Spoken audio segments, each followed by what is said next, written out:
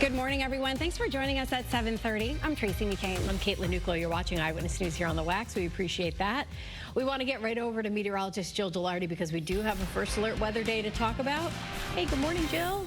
I'll tell you what, if the New Year's resolution was to get moving more, this cold weather will certainly do that to you, especially if you're wearing, a dress and you go from your vehicle inside of a building. Oh, fast paced. Yeah. So I'm just moving a little pep in your step. So that's the way to maybe warm up, kind of move in place, maybe if you had to wait for like a bus stop or things like that, or, the kiddos coming home from school. But yeah, it's going to be a cold day, first alert weather day. That gusty wind combined with even chillier air than what we experienced yesterday is creating that feel in the teens this morning, and single digits as well. Torrington's one of those, woo, that's really pretty though right now. Look, it's like we see a flurry. I see a flurry, I do. What? That's how cold it is. I see a flurry. There's no way you saw a flurry. Wait, Jill. look. Jill. Look. Okay. Do you see it? Little kibbles and bits flying. Okay. All right. Yeah, who needs their eyes checked? Sorry. Yeah. You're right. Look at that. I always believed you, Jill. Yeah. I'm sorry, that guys. was a false. Yeah, look at me all like, excuse me? No. So yeah, it's so cold that we have, little ice crystals flying through the sky to the northwest, getting spit out by those clouds. But yeah, it's cold out there. It's not going to cause any issues. You get to dress for that cold feel. That's going to be in the single digits, teens this morning, and then we have, teens this afternoon. So really rough stuff out there. Take it easy. We're going to get to some warmer weather. We'll talk more about that. Maybe show you those flurries again coming up a little bit later. Caitlin has a lot to talk about in terms of traffic, though. Yeah, unfortunately. Thanks, Jill. Good morning, everyone. 7:32. Following this first alert here for you. This is in Montville. 1, 2, 3, 4, 5, to my count, vehicles that have been involved in this incident here along 395 southbound between exits 9 and 6. We're taking a very clear picture here right at exit 6 by the Montville Service Plaza, and that's exactly where people are getting off to get around this incident. So at least that's available to kind of detour so that you're not involved, because obviously this is once again shut down right by exit 6 here this morning. However, because of this is going to take a while to clean up. We have a call out to Connecticut State Police to kind of get some more details as to exactly what was taking place, but we are seeing some pretty heavy delays through the area due to that. So please make sure that you are giving yourself plenty of extra time. Brief delay here, 91 southbound as you're merging onto 84 in Hartford. Brief delay at the light in Middletown along Route 9. Things looking good in Waterbury as they are in Meriden. Drive times, though, are slowing down across the state as more people are hitting the road to head to work or bring the kids to school. 40-minute ride into Hartford on 84 eastbound and almost 100-minute ride 95 southbound. I'm Caitlin Francis with your Connecticut Chevy First Alert Traffic Report, driven by your Connecticut Chevy dealers.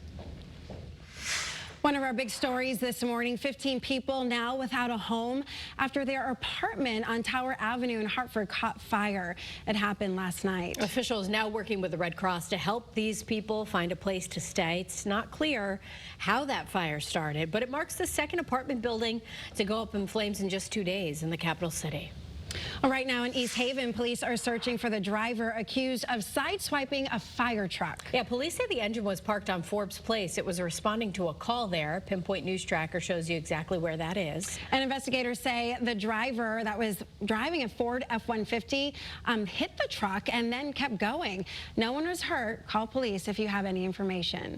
Some newly released police body cam footage shows a terrifying situation that unfolded at a Manchester elementary school earlier this week. Yeah, very scary situation here. Your reporter, Marcy Jones, live in studio this morning, breaking down that disturbing video. That's right. And thankfully, everyone is okay. You're about to see the body camera footage of Manchester police officers responding to a person with what appears to be a rifle outside of Verplank Elementary School, pointing the weapon at dozens of children and teachers. Fortunately, police say the weapon you see here was determined to be an airsoft gun. Police say calls started coming in about a person with a gun near the school's playground just after 1 Monday afternoon. At the time, 29 students and 10 teachers were outside, but were quickly able to get everyone inside. When officers arrived, within minutes, they had found and handcuffed a 17-year-old boy carrying the realistic-looking weapon. In the video, you can hear the teen sadly saying that he was hoping to die suicide by cop. Lieutenant Nick Reinhardt said it was only a matter of minutes from when his department was called to when the suspect was taken into custody. We would treat all guns as real. until we can make sure everybody's safe and that person's detained. Situations like this, high stress, or situations with possible guns or active shooters, no matter where it would be, is part of our training. So you could tell this officer did a nice job. He remained calm the entire time. The name of the teen has not yet been publicly released because he's still a minor. He faces more than 100 criminal charges. Your reporter in studio, Marcy Jones, Channel 3 Eyewitness News. Okay, Marcy, thank you. Well, the man who brutally murdered a young mom right in front of her son will now spend 35 years behind bars. Andre Lafrancois was sentenced after stabbing 20-year-old Rosalie Aquafuera several times during an argument in a car in Ansonia. She got out and ran away, but then was later found in a driveway. Prosecutors argued that the killer was angry that she had moved on with her life. In New Haven, the family of a teenager who was shot and killed is expected to speak out today, and it comes after the arrest of another teenager in connection to that crime. Police say they now have a 17-year-old suspect in custody in the drive-by shooting death of Daley Jackson. Police say it happened on Shelton Avenue last month. Right now, we're making calls to learn more about the suspect, but we do know they're in a juvenile detention facility in Bridgeport this morning. Well, this morning we're getting a closer look at how Ledyard police managed to stop a man in a stolen police cruiser during a high-speed chase. Yeah, you can see in that video there, the officer used stop sticks to try to stop the car in the road, but at that point, the car just zoomed by. Police say Jared Remsen stole the cruiser in Providence, Rhode Island, and then drove to Connecticut. And at one point, we're told he was driving more than 100 miles per hour on Route 117. Wow, he's now facing several charges, including larceny and reckless driving.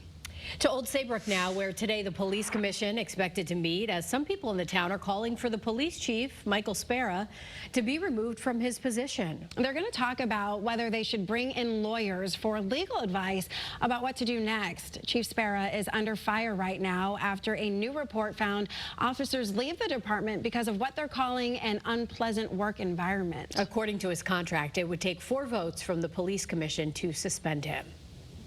Well, starting today, you are encouraged to wear a mask. Yale New Haven Hospital now having all doctors and staff wear them due to an uptick in COVID, flu, and RSV. Your reporter Olivia Schuler has more details from the state's largest hospital system on this rise in cases. Caitlin and Tracy, it's a blast from the past wearing one of these inside the walls of the hospital. But here at Yale New Haven Hospital, officials tell us there's been nearly 100 cases of flu, RSV, and COVID. So hospital staff will now have to wear a mask whenever they're working with patients. Doctors say they haven't seen these levels of flu, RSV, and COVID since last winter. In a statement, Yale New Haven tells us the new masking policy takes effect starting today. The rise in sickness skyrocketed after the holidays, according to Dr. Scott Roberts. He is the medical director of infection prevention at Yale New Haven Health. He says masking up will help some of the most vulnerable patients who come in for care. We have patients receiving organ transplants today.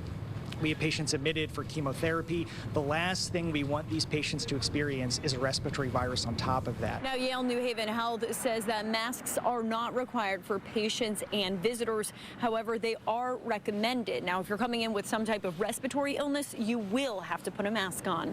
Your reporter in New Haven, Olivia Schuler, Channel 3 Eyewitness News. Well, this morning, parts of Southern California are still burning more than a week after deadly wildfires sparked. And a final round of strong Santa Ana winds is expected today. County officials say at this point they've reported 25 deaths, but that number is expected to climb, sadly, as search teams comb through the charred remains of more than 12,000 destroyed buildings. Governor Gavin Newsom has issued an executive order banning predatory investors from making unsolicited, undervalued offers to families impacted by the fires. Well, we have a lot to cover. We'll start with today's first alert weather day. That bitter feel, especially in the morning hours, in that single-digit range and teens as we head through the afternoon. But it will be nicer to end the week. Will be milder, and then somewhat unsettled weather as we get into the weekend. But what I want to show you is something cool happening right now. That radar is not even picking up because it's sunny and it's snowing right now in Torrington. So that's just an indication of just, you know, how cold the air is. So just a pretty view right right there. I mean, look what I'm saying. It's not showing up on radar, but there are some clouds, so you might get a little spit or two of snow coming out of those clouds, but that's it. Shouldn't cause any issues, just kind of blowing around in the wind. It is in Waterbury 18 degrees, but it feels like 8. So yeah, you got to dress for these kind of numbers. Not going to feel that much better as we go through today, but we'll get into details regarding future precipitation chances in 2 more first alert weather days. That's all coming up a little bit later.